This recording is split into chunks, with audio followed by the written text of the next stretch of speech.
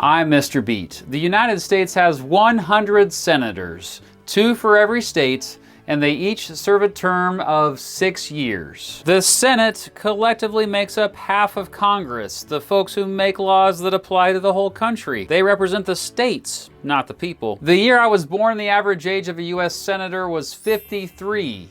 Today, the average age of all Americans is my age, but the average age of a U.S. senator is 61. They're getting older, man.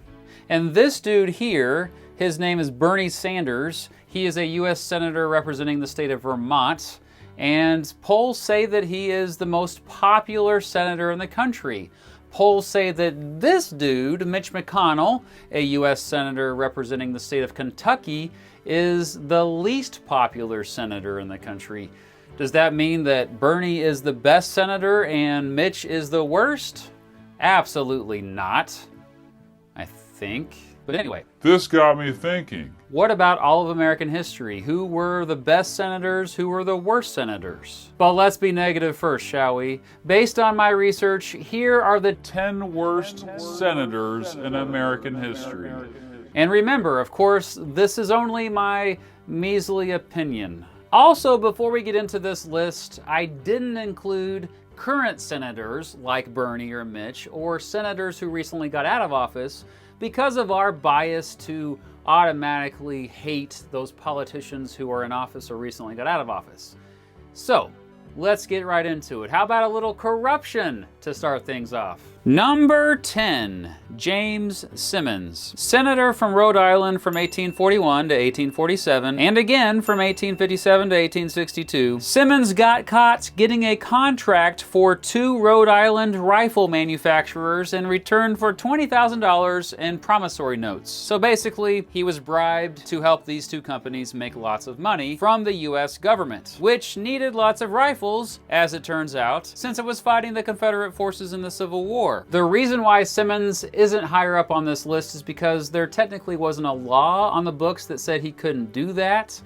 However, right after this happened, of course, Congress passed a law saying you can't do that. Number 9, William Blount. Yeah, that's how you pronounce his name. Senator from Tennessee from 1796 to 1797, Blount was a founding father, and the only senator on this list to actually sign the U.S. Constitution. Originally from North Carolina, Blount was instrumental in opening up lands west of the Appalachians to settlement. He bought up millions of acres out there himself, but his risky land investments caused him to get a lot of debt. Due to this debt, he conspired with Britain to take over the Spanish-controlled Louisiana to try to raise the prices of his land. Well, he didn't get away with it. When Congress found out in 1797, he became the first senator kicked out of the Senate and also the first federal official to get impeached. Blount was arrested but posted bail and went to Tennessee and never came back. He never showed up to trial, and eventually the feds gave up trying to arrest him again. Number 8, Joseph Burton. Oh man, this dude's from my home state. Senator from Kansas from 1901 to 1906. Burton had a little conflict of interest, you could say. He was getting paid for defending a company successfully against the United States government while he was senator. Eventually, he was found guilty of public corruption, which means he was misusing the power he had as senator for private gain. Burton became the first member of the Senate to actually be convicted of a crime. Now, does this mean that other senators weren't trying to pull this crap before this? Of course not, but he was the first one to get caught.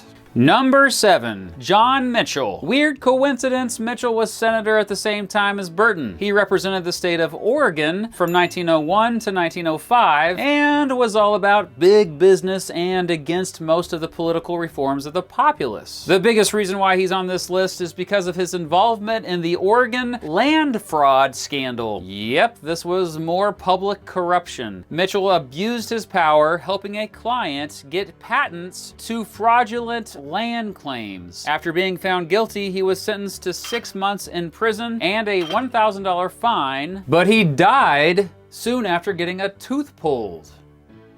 True story, bro. Number 6, Harrison Williams. Senator from New Jersey from 1959 to 1982, Williams was a career politician who actually had quite a few accomplishments in his career. Many of the social programs and public urban transit Americans take for granted today is because of him. However, beginning in the 1980s, things went downhill fast for Williams. He was convicted of bribery and conspiracy after the Abscam scandal. That is hard to say. Say that 3 times. A FBI-led sting operation that also took out several other politicians. He resigned after the Senate was going to kick him out anyway, and was sentenced to 3 years in prison. The first time in more than 80 years that a U.S. senator went to prison, by the way. Number 5, Bob Packwood. Sorry, Oregon. Here's another one from your state. He represented it from 1969 to 1995. I'll try not to be too mean because he is still alive. However,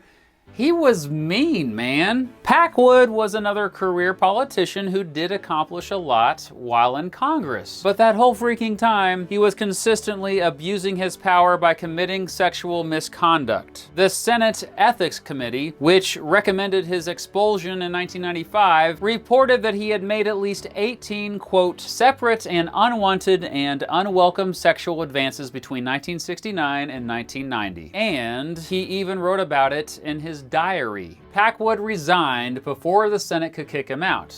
And of course, right after he resigned, he promptly became a lobbyist. Number 4, Pat McCarran. Senator from Nevada from 1933 to 1954, McCarran is known as one of the few Democrats who was against Franklin Roosevelt's New Deal initiatives. Of course, he was racist and xenophobic, but he also had anti-Semitic beliefs. Oh, and he was a fan of fascists. He openly admired the Spanish dictator Francisco Franco. He was also in bed with the oil industry. Most infamously, he was a big reason why the Second Red Scare happened. He hated communism so much that he didn't even care if he trampled right over civil liberties, sponsoring the paranoia-based Internal Security Act and establishing the Subversive Activities Control Board to start witch hunts targeting communists. He was so bad that Nevada representatives recently called for the removal of his statue sitting in the National Statuary Hall collection. Yep, here's one you have probably heard of. Number 3, Joseph McCarthy. Senator from Wisconsin from 1947 to 1957, McCarthy became the face of the Second Red Scare of the late 1940s and early 1950s. After 3 years of not doing much in the Senate, McCarthy all of a sudden became a household name in February 1950 when he claimed he had a list of members of communist spies and members of the Communist Party employed within the State Department. Did he ever reveal that list to the public?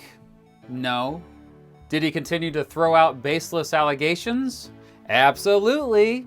He stirred up so much communist hatred and paranoia in the United States that today we name it after him. It's called McCarthyism. Oh yeah, and don't forget the Lavender Scare he also stirred up, which was another witch hunt that targeted homosexuals, causing them to lose their government jobs throughout the 1950s. And later, he helped turn socialism into a dirty word, too. McCarthy is not known for policy or getting sweeping legislation passed. He's known today for causing mass hysteria. Even the Senate had enough of him so much that they censured him in 1954. By the way, censured just means they officially said, you did bad, stop it, we disapprove. And here's one you probably haven't heard of. Number 2, Theodore Bilbo. Senator from Mississippi from 1935 to 1947 and poster boy for white supremacy and segregation in the South. While most senators throughout American history have been at least somewhat racist, Bilbo was a special kind of racist. First of all, he was a member of the KKK. So there's that. He didn't just hate African Americans though. He hated communists, Jews, unions, and of course, immigrants. As governor of Mississippi, he did nothing as mobs lynched African Americans in the streets. Also, as governor, he tried to get a bunch of teachers fired and caused his state to almost go bankrupt. Wait a second. Why didn't this guy also make my worst governors video?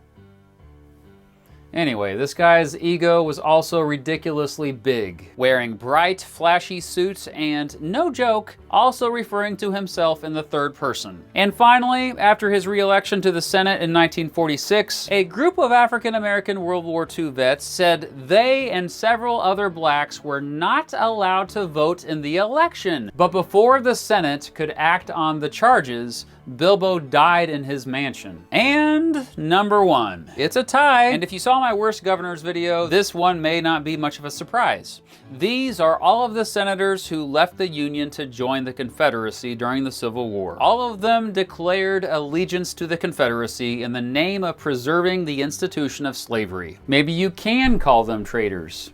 Regardless, they did not stick with the Union. So that's it. The 10 worst senators in American history. I know I left a lot of bad senators off this list, and maybe you disagree with this list. Yeah, go ahead and tell me how wrong I am. Also, though, I want to get a list going of dishonorable mentions. Get it? Dishonorable. And I want to gather those and put them in the description of this video and maybe pin a comment. A special shout out to Ian for suggesting the topic of this video.